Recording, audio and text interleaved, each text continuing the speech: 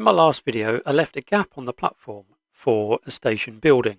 Now there are some quite exceptional models on the market today, but at some extremely high prices. The card kits that are available are really nice and at a reasonable price. There's some downloadable paper ones as well that I've done, which are not as easy, but equally as good. I really fancy having a go at one of the Hornby station buildings, the cheapo ones, and just to see if you can make it into something a little more appealing than what it actually is portrayed to be in all of the images you see. Even cheaper than those, I've plumped for the Dapol X Kitmaster booking hall kit. It's been on the market for some years now, many, as old as me probably. It seems to get overlooked because of what it is, but I know that it can be turned into something very useful. The majority of the kits in this range suffer from a lot of warpage, as you can see. I'm not sure whether that's part of the manufacturing process or the type of plastic that's used in the injection molding process. Starting the main construction off with the 4 main walls, we end up with a thing that looks like it's been thrown together by 2 paralytic bricklayers. When I used to work on the building sites, my mate would have said it's more like something you'd find in wavy line groceries. Not a straight edge in sight. That's easily remedied with a ruler, some sharp measurements, a couple of pieces of 80 thou plastic card cut to shape, one of which will form the ceiling. The rest of them make up the internal wall structure. All glued into place, it makes a solid structure that's squared and has removed all the warping.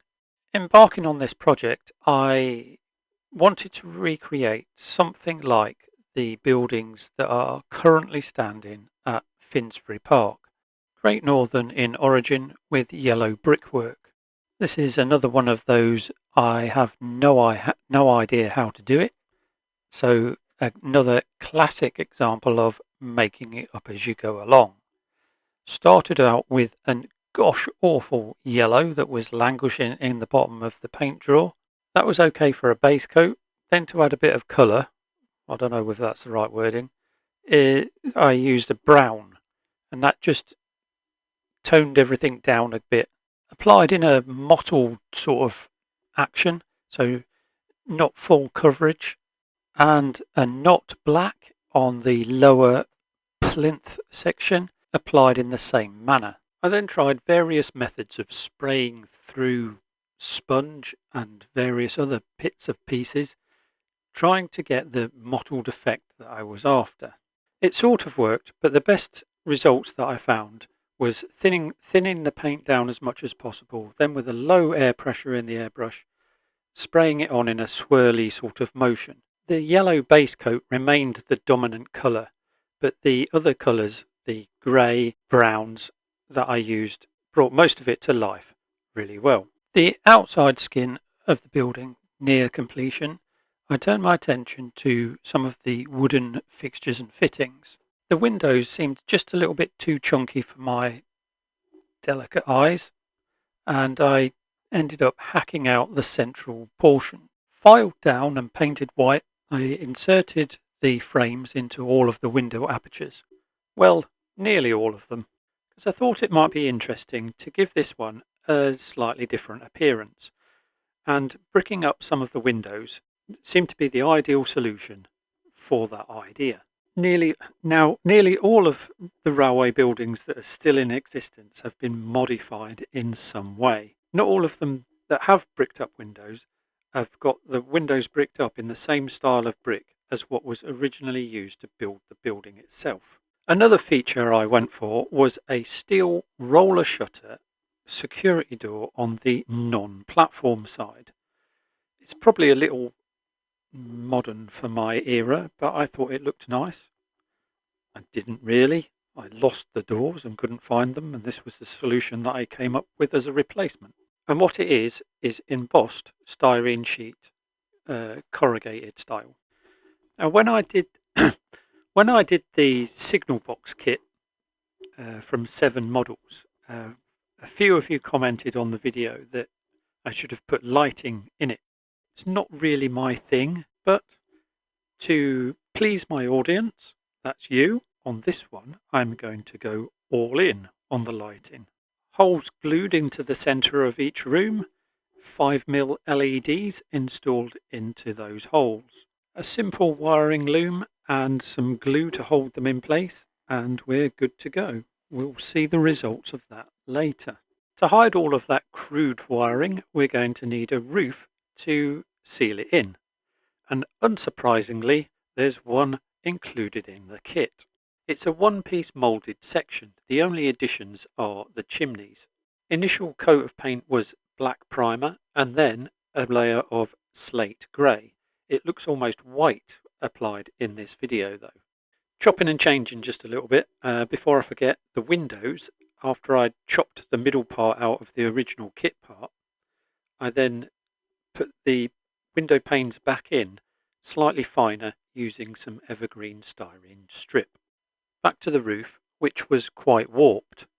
I attached it to the building using some Revel contactor glue, which is slightly slower acting, and this gave me a chance to get the roof and canopy in position and then weight it down and then just leave it for the glue to set. And once it had set, I then went about doing a little bit of detail painting, the gutters, the door handles, and whatever else I thought necessary to make this building come to life. That included giving the roof a dark wash to see if I could make the slates more individual rather than a big grey block. Some period posters from various sources finished off the building just nicely. A temporary power source hooked up to our crude wiring gives us the opportunity to test the lights. Now, I said earlier that I was going all in on this one for the lighting, and not to disappoint, I made them all operational individually. In the dark, rather than being a booking hall, it looks more like a disco hall.